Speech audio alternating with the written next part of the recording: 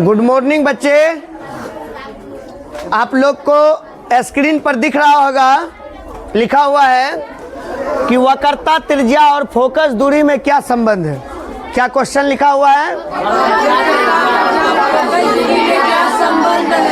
हम लिखे हैं वक्रता त्रिज्या जो होती है फोकस दूरी की क्या होती है? आप देख लीजिए, वक्रता त्रिज्या जो होती है वह फोकस दूरी की दोगुनी होती है। यहाँ सिद्ध भी करके दिखाए हैं, वक्रता त्रिज्या जो होती है क्या होती है? फोकस दूरी की।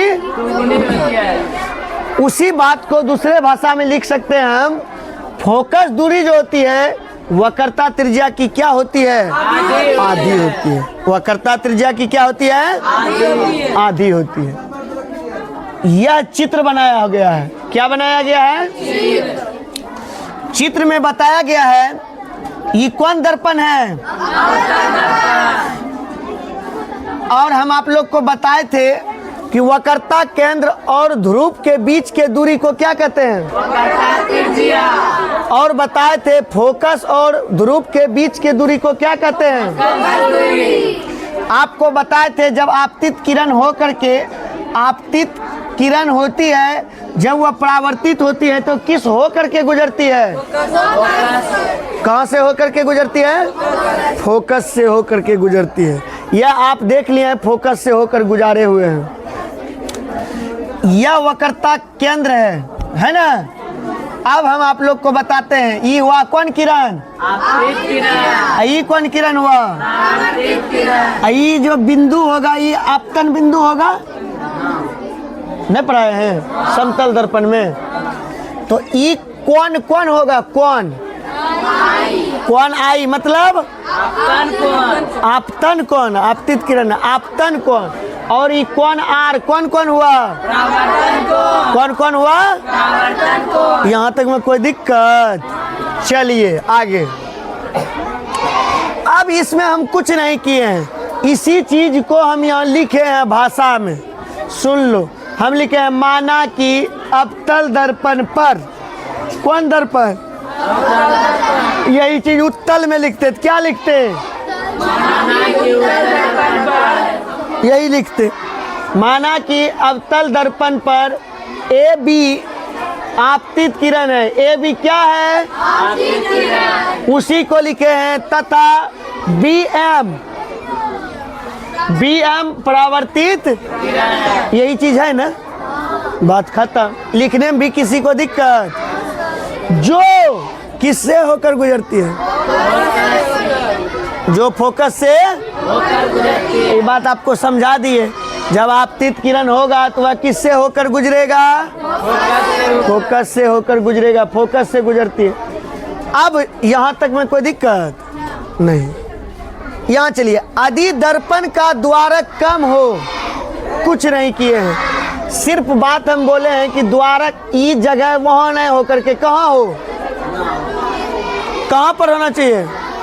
सट करके होगा तो बी एन के जगह पर, बी एन के जगह पर यहाँ पर तो बी पी नहीं लिख सकते हैं? अरे इसका द्वारक का मान लो है ये लाइन यहीं सट जाएगा तो बी एन के जगह बी पी लिख सकते हैं ना। वही लिखे हैं, कौन सी लिखे हैं? बी एन के जगह पर हम लिख सकते हैं। लड़का रे हल्ला ना, शांत करो, ठीक।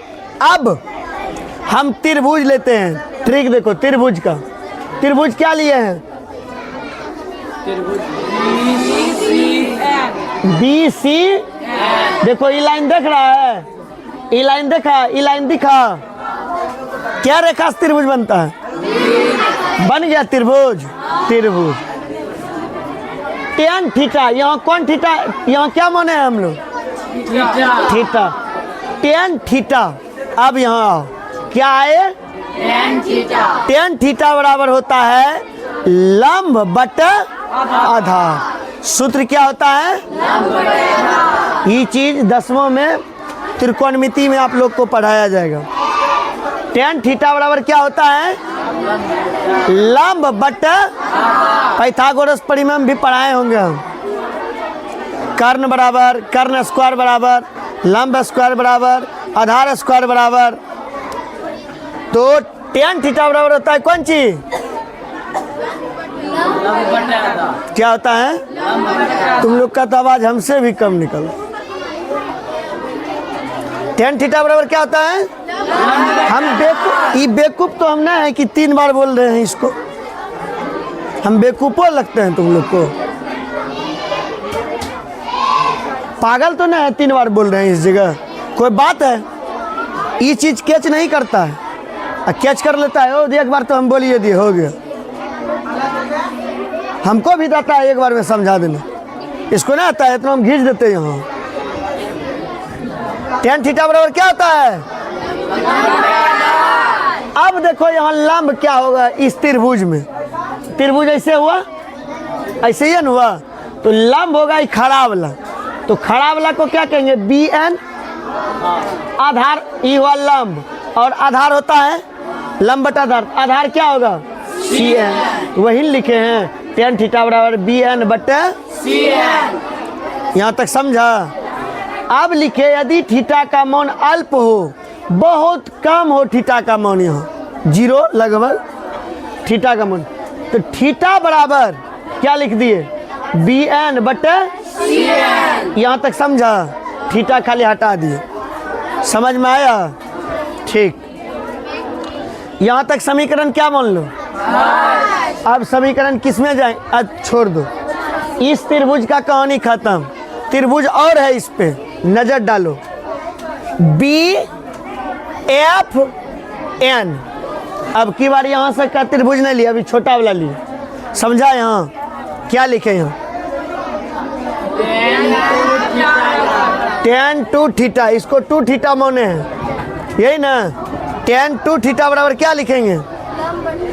लंब बटे लंब क्या होगा इस त्रिभुज में? बटे या NF या FN। समझ में आया यहाँ तक? फिर वही बात, यदि थीटा का मान क्या हो तो क्या लिखेंगे? 2 थीटा बराबर की लिख दिए? समीकरण क्या लिखे? अब लिखे हैं समीकरण 2 में, इसमें समीकरण 1 से किसका मान रखने? समीकरण 2 क्या है?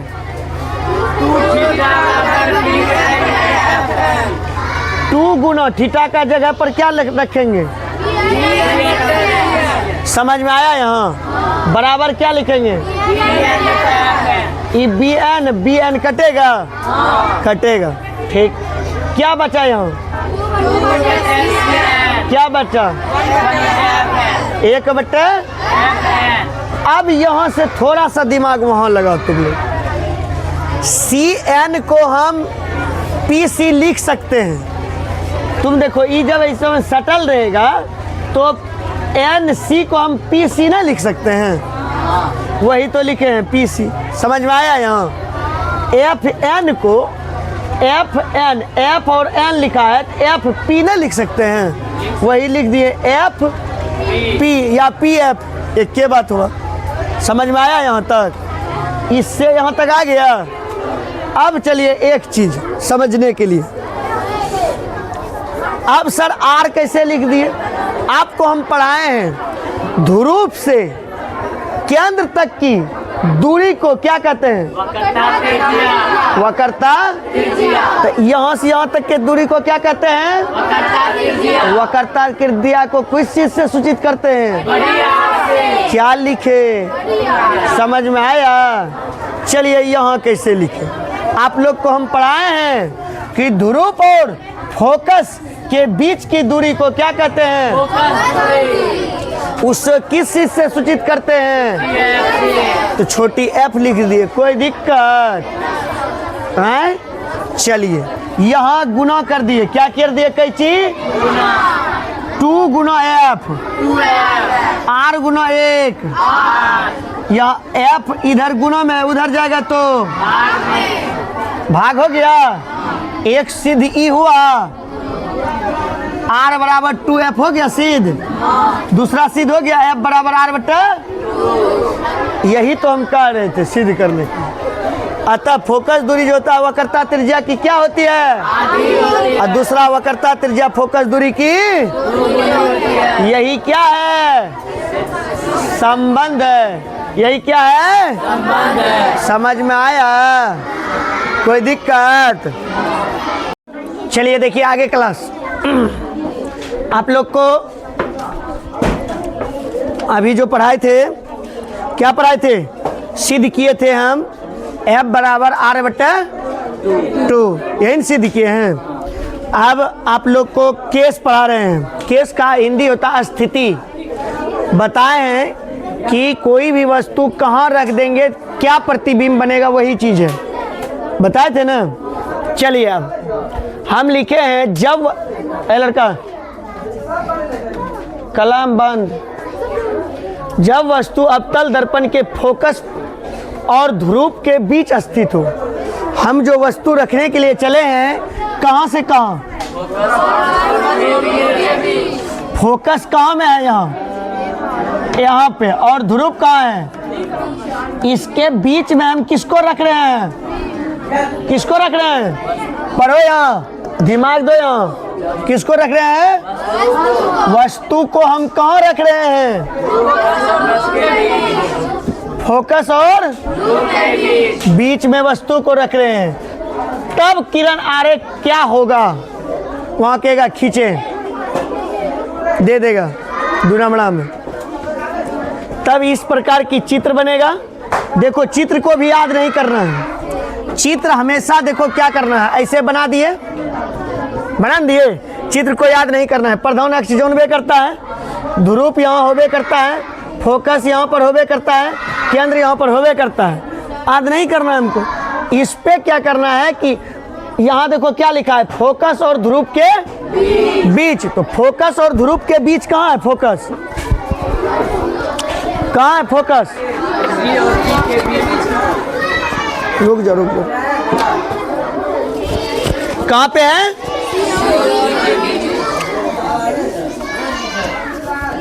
हाँ, सी और फोकस, इस पर नहीं, गलत बात।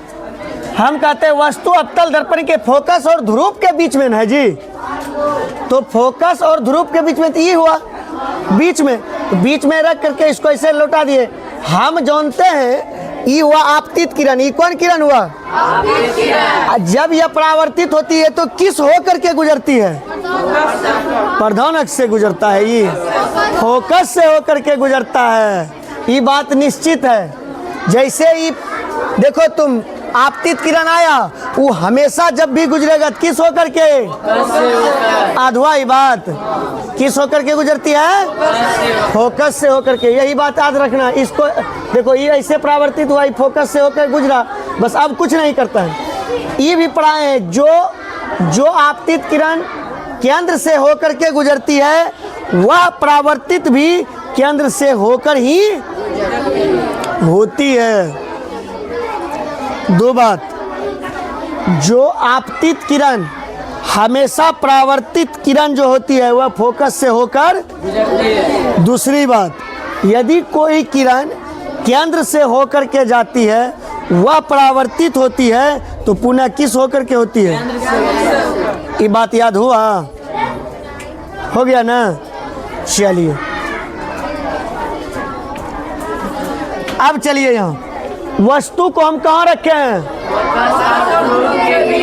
बीच में रखे हैं, फोकस और ध्रुव के बीच में रखे हैं। यहाँ इस चित्र बना लेगा अब अपने मन से। चलिए यहाँ लिखते हैं, यहाँ तक में ई लाइन में कोई दिक्कत, इस चित्र में किसी को अभी दिक्कत, अभी है दिक्कत, पूरा बात नहीं हुआ इस चित्र का। माना कि वस्तु ए बी, हम वस्तु को क्या माने, जो भी बात मान सकता है, इसमें कोई दिक्कत नहीं। हम वस्तु को क्या माने, ए बी अवतल दर्पण के कहाँ रखे हैं, यही बात ने दोहरा करके लिख दिए रे। यहाँ तक के आंसर में कोई दिक्कत याद करने में, देखो तो वस्तु का प्रतिबिंब जो बनेगा ए डैश बी डैश, वो दर्पण से क्या बनेगा? पीछे। ये चित्र याद हो जाएगा तो नहीं लिख देगा ये भाषा। दर्पण से क्या बनेगा? पीछे बनता है। जो काल्पनिक बनता है और वास्तविक, काल्पनिक सीधा और वस्तु से बड़ा। फिर से समझो, इसको अभी नहीं हुआ है। हम लिखे हैं आपको, माना कि वस्तु ए भी अवतल दर्पण की फोकस और ध्रुव के बीच में स्थित है। यहाँ तक में किसी को दिक्कत है? वही बात लिखे हैं। वस्तु का जो प्रतिबिंब होगा ए डैश बी डैश, वो दर्पण से क्या बनेगा? पीछे। दर्पण से कहाँ बना है? पीछे बना है। जो काल्पनिक बना है, जो क्या बना है? काल्पनिक। तुम देखो यहाँ, ये वास्तविक रूप से नहीं बना है, ये काल्पनिक डॉट डॉट करके मिलाए हैं। ये क्या बना है? काल्पनिक बना है। जो डॉट से मिला वो कौन चीज बना है? काल्पनिक बना है। क्या बना है? काल्पनिक बना है। क्या बना? काल्पनिक बना है। सीधा बना है। देखो ऐसे जो वस्तु रखा है, ऐसे क्या बना है? सीधा। ऐसे वस्तु ऐसा ही बना है, तो इसका मतलब क्या बना? सीधा। और कहता है सीधा बना है, और वस्तु से क्या बना है? देखो वस्तु कितना ठो है? प्रतिबिंब देखो, वस्तु से क्या बना? कोई दिक्कत? फिर से समझाएं, फिर से दूसरा समझाएंगे तो फिर जाएंगे उस पर। चलिए अब देखिए, जब वस्तु अवतल दर्पण के फोकस पर स्थित हो, कहाँ पर स्थित होगा? दर्पण के फोकस पर। अब की बार कहाँ पर? फोकस। उससे पहले कौन था? फोकस और ध्रुव के बीच में। अब की बार वस्तु कहाँ लाए हैं? फोकस पर। ये ऐसे हुआ, ये आपतित किरण हुआ, वह जब परावर्तित होगा किस होकर के? गुजारित है। चित्र भी आसान से बन जाएगा। फोकस से होकर गुजर गया। हो तो वस्तु का जो प्रतिबिंब बनेगा वो कहाँ बनेगा? ए डैश बी डैश। दर्पण से प्रतिबिंब, दर्पण से क्या होगा? आगे पीछे। ये दर्पण का आगे होता है, ये भाग पीछे। अब की बार दर्पण से कहाँ बना? आगे। लेकिन प्रतिबिंब कहाँ में बना? अनंत पर। ये जाते रहेगा, जाते रहेगा, जाते रहेगा, जाते रहेगा, बहुत दूर में जाकर के ये दोनों मिलेगा। इसीलिए इसको बोला कहाँ पे बनेगा? अनंत पर बनेगा। कहाँ पर बनेगा? फोकस पर रखा हुआ वस्तु का प्रतिबिंब कहाँ बनेगा? ध्रुव और फोकस के बीच में रखा हुआ प्रतिबिंब कहाँ बनेगा? कहाँ बनेगा? यही तो बातें याद करना है। समझ में आ रहा है? और कैसा बनेगा? वास्तविक बनेगा। दर्पण से आगे बना कैसा? और वस्तु के अपेक्षा ही देखो कैसा बना है? उल्टा। वही तो लिखे हैं, वास्तविक और वस्तु से बड़ा कि छोटा? बहुत बड़ा। आरू जो हिन्ना इतने बड़े न बनते रहे, बहुत बड़ा बना है। इतने तक वस्तु छे बनले कब तो बहुत। समझ में आ रहा है? लड़का है देखेगा तुम लोग? यहाँ तक में ठीक है? समझ में आ गया? चलिए अब हम पढ़ाते हैं आपको। जब वस्तु अवतल दर्पण के फोकस और वक्रता केंद्र के बीच में स्थित हो, कहाँ में होगा? अब की पहले देखो कहाँ रखे, तब कहाँ में लाए, तब कहाँ अब ला रहे हैं, तब कहाँ लाएंगे? केंद्र पर। एक एक स्टेप बढ़ रहे हैं, नहीं बढ़ रहे हैं? ऐसे ही याद हो जाएगा छबो केस। जब वक्रता केंद्र पर ला लिया है तो अब कहाँ में वस्तु होगा? बताओ तो। याद हो रहा है तो? अब होगा वक्रता केंद्र और अनंत के बीच में। कहाँ में होगा? अतिला छड़ी दो। सीरियस लेकर के पढ़ो सब चीज को। देखो हम बताए हैं, जब वस्तु कहाँ में रहेगा? ध्रुव और एक स्टेप हटेंगे तो कहाँ मिलेंगे वस्तु? दूसरा केस में फोकस पर, उसके बाद तीसरा केस में, चौथा केस में, पांचवा कहाँ लेंगे? इधर अनंत है, इधर अनंत है। अब की बार लेंगे हम वक्रता केंद्र और अनंत के बीच में, ध्रुव के बीच में। इधर अनंत न है जी, अनंत के, तब ये बोलेंगे कहाँ में? अनंत पे। कहाँ मिलेंगे? जब अनंत पर लेंगे प्रतिबिंब बनेगा फोकस पे। दिखा रहे हैं अभी ना, चलो न पहले याद करो यहाँ तक में कोई दिक्कत आए? चलिए, जब वस्तु अवतल दर्पण की फोकस और वक्रता केंद्र के बीच स्थित हो तो तब क्या होगा? अब की बार वस्तु कहाँ रख रहे हैं? बीच में। माना कि वस्तु ए भी अवतल दर्पण की फोकस और वक्रता केंद्र के बीच स्थित, यहाँ तक में कोई दिक्कत है नहीं। वस्तु का प्रतिबिंब ए डैश बी डैश दर्पण से क्या बनेगा? आगे बना है। वक्रता केंद्र और अनंत के, देखो प्रतिबिंब कहाँ बन रहा है? इधर क्या है? अनंत है। क्या है? वक्रता केंद्र और बीच में बना। ठीक बात है। जो वस्तु से क्या बनाई? वास्तविक। और क्या बना है? उल्टा बना है। और वस्तु की अपेक्षा क्या बना है? बड़ा। यही तो बात लिखे, यही चित्र को क्या किए हैं? लिखे हैं। अब चलो चार दा भी पूछबो बैक जाके। जब वस्तु अवतल दर्पण की वक्रता केंद्र पर स्थित हो तो किरण आरेख खींचे।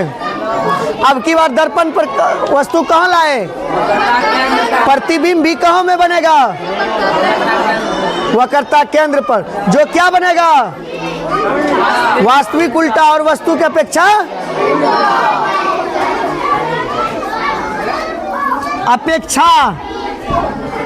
बराबर बनता है। वस्तु की अपेक्षा बराबर बनता है। जितना बड़ा का वस्तु उतने बड़ा का प्रतिबिंब। खाली क्या बनेगा? क्या बनेगा? देखा, जितना टक वस्तु उतने टक ई होले प्रतिबिंब। अति ए डैश बी डैश की होले? ए और बी की होले? वस्तु। ए बी की होले? अब चलो एक बार फिर से ऊपर से क्या क्या क्वेश्चन आता है इसमें। क्वेश्चन पूछेगा, जब वस्तु को अवतल दर्पण के फोकस और ध्रुव के बीच रखेंगे तो क्या होगा? प्रतिबिंब कहाँ बनेगा? कहाँ बनेगा?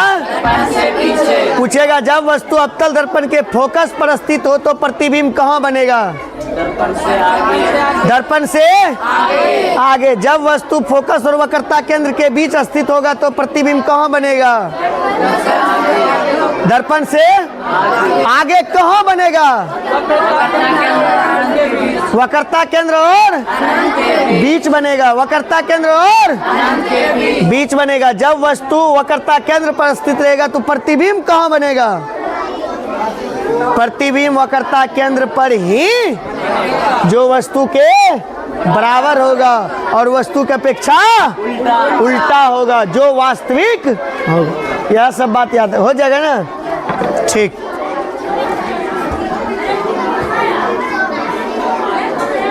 चलिए देखिए आगे क्या नंबर केस तक हुआ था?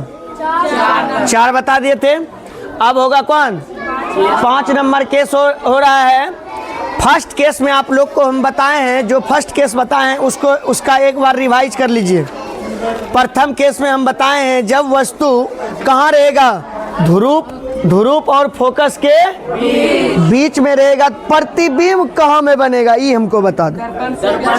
दर्पण से कैसा बनेगा? और वस्तु से? जब वस्तु अवतल दर्पण के फोकस पर होगा प्रतिबिंब कहाँ बनेगा?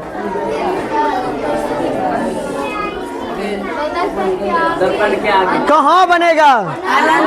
जगह का नाम बताओ। अनंत पर बनेगा। कहाँ बनेगा?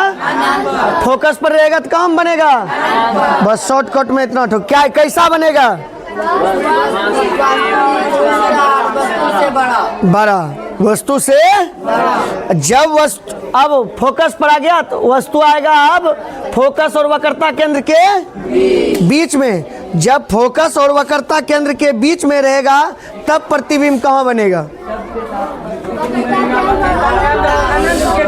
बनेगा वक्रता केंद्र और अनंत के बीच में। और जब वक्रता केंद्र और अनंत के बीच में वस्तु रहेगा तब कहाँ में बनेगा?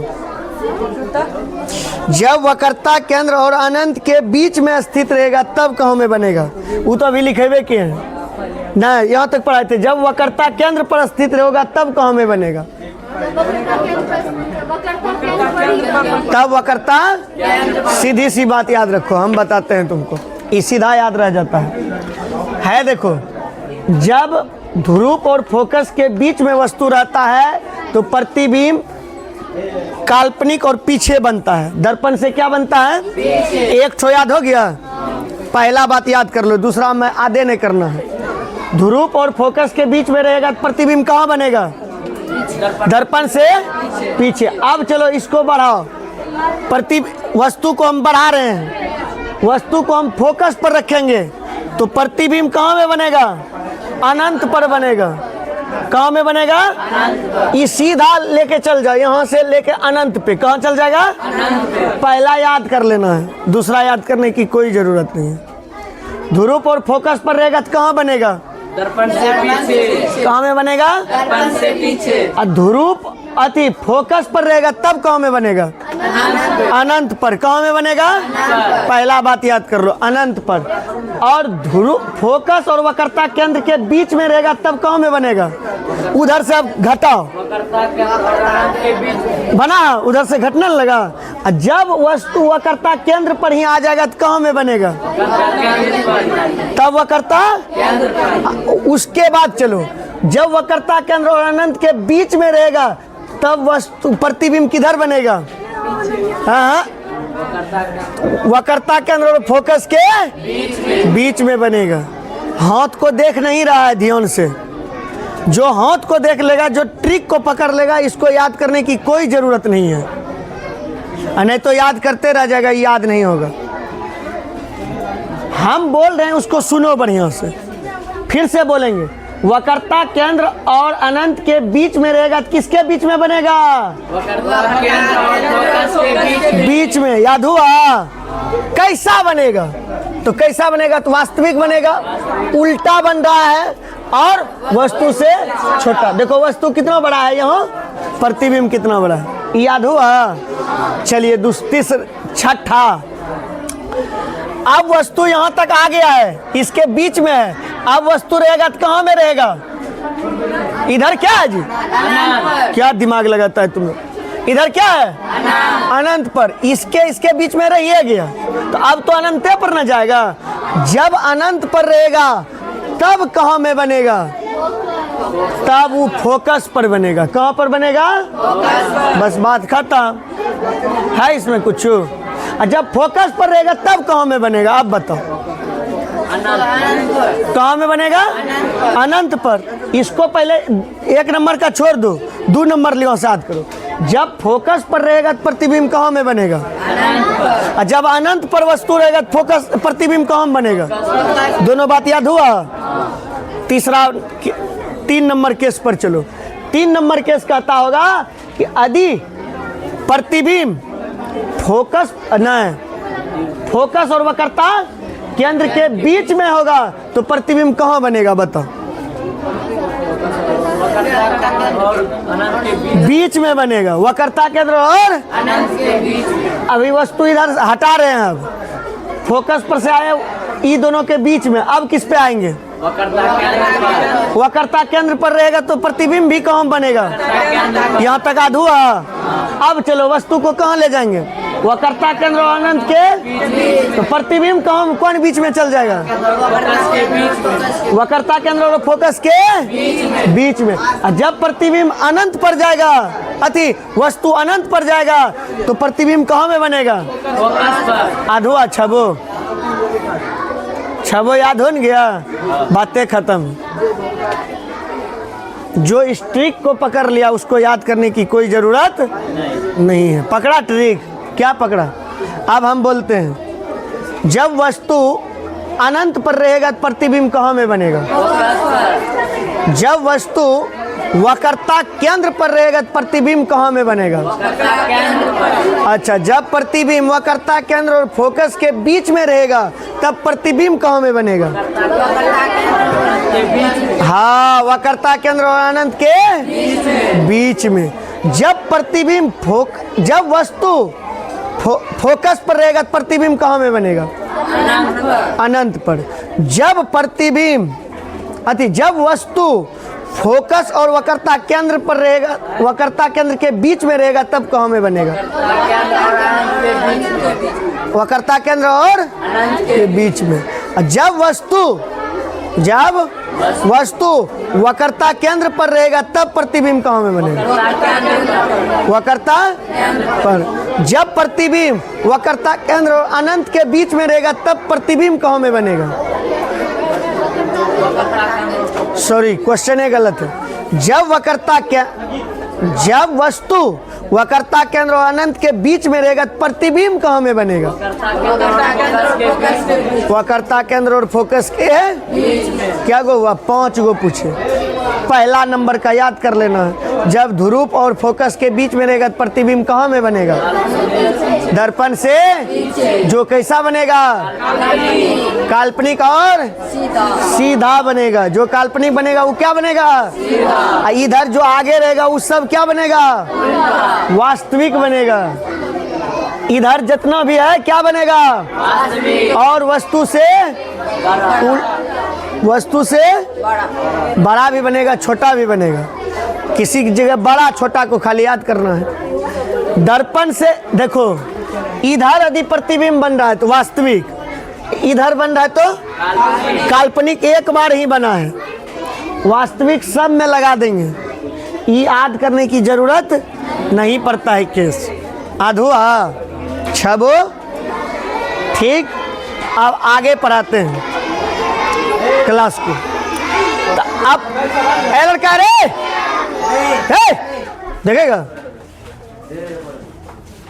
आगे पढ़ो। क्या है ये? आवर्धन। क्या है? आवर्धन।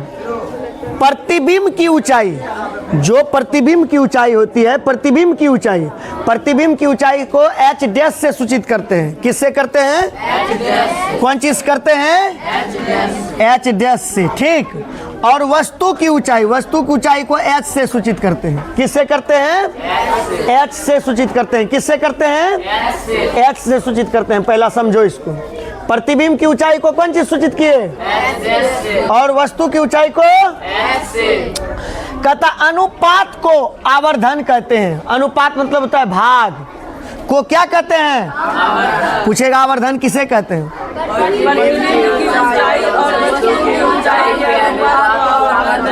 क्या कहते हैं? आवर्धन को किस चीज से सूचित किया जाता है? m से। m बराबर तब तो हम लिख सकते हैं ना h डैश h नहीं लिख सकते हैं? प्रतिबिंब की ऊंचाई और वस्तु की ऊंचाई ना हुआ, क्या लिख सकते हैं? इसको लिख सकते हैं h और h डैश। ये हुआ वस्तु की ऊंचाई और प्रतिबिंब की ऊंचाई के अनुपात को क्या कहते हैं? आवर्धन कहते हैं। क्या कहते हैं? आवर्धन कहते हैं। प्रतिबिंब की ऊंचाई और वस्तु की ऊंचाई और प्रतिबिंब की ऊंचाई के अनुपात को क्या कहते हैं? m बराबर h बटे h डैश। m बराबर होता है माइनस v बटे u। माइनस v बटे u भी होता है। क्या होता है? माइनस v बटे u। समझ में आया? ठीक। इसको हम सिद्ध करके दिखाएंगे। जैसे आप लोग को सिद्ध करके सिखाए हैं ना, F बराबर कौन चीज? R बटे E सिखाए हैं ना सिद्ध करने। ऐसे ये इसको भी हम सिद्ध करने के लिए सिखाएंगे। M बराबर माइनस v बटे u कैसे होता है, अभी नहीं। अब उसके बाद आगे चलते हैं हम लोग। अवतल दर्पण के उपयोग को लिखें। अवतल दर्पण पढ़ लिए हैं। दर्पण किसे कहते पढ़े हैं ना? अवतल दर्पण का उपयोग किस किस में होता है? अवतल दर्पण का उपयोग जो होता है वाहनों के हेडलाइट में, वाहन है ना गाड़ी, उसके हेडलाइट देखा होगा, उसमें अवतल दर्पण का उपयोग किया जाता है। उसमें जो दर्पण होता है वो कौन दर्पण होता है? टॉर्च में, टॉर्च देखा होगा, उस टॉर्च में जो है क्या, कौन चीज का उपयोग होता है? अवतल दर्पण। दाढ़ी जो हम लोग बनाते हैं, वो जो आईना रखा जाता है, उस वो कौन दर्पण होता है? अवतल दर्पण। दाढ़ी बनाने में किया जाता है। ठीक, अवतल दर्पण का उपयोग डॉक्टर के यहाँ जाता होगा, ऐसे लेंस लगा करके देखता है ना, आँख कान नाक देखता है ना, वो जो डॉक्टर जो उपयोग करता है, कौन दर्पण का उपयोग करता है? अधुआ। अवतल दर्पण का उपयोग कौन चीज में होता है? कोई जरूरी नहीं कि सेम याद करना है, जो बात याद हो आया वो लिख देंगे। अवतल दर्पण का उपयोग जो होगा वह किस में होगा? वाहनों के हेडलाइट में, टॉर्च में डॉक्टर जो उपयोग करते हैं, नाक कान आँख को देखने में डॉक्टर इसका उपयोग करते हैं, और दाढ़ी बनाने में इसका उपयोग किया जाता है। जो बात याद आएगा, जो पहले याद आ जाएगा वो लिख देंगे। कोई ज़रूरी नहीं कि ऐसे ये लिखना है, सिर्फ वहाँ ये देखना है कि जो बात हमको याद आ रहा है वो लिखते जा रहे हैं, रटने की कोई ज़रूरत नहीं है। ठीक, और किसी को समझ में आया यहाँ तक? अब नेक्स्ट क्लास में, ठीक, अब हम आपको नेक्स्ट क्लास में पढ़ाएंगे।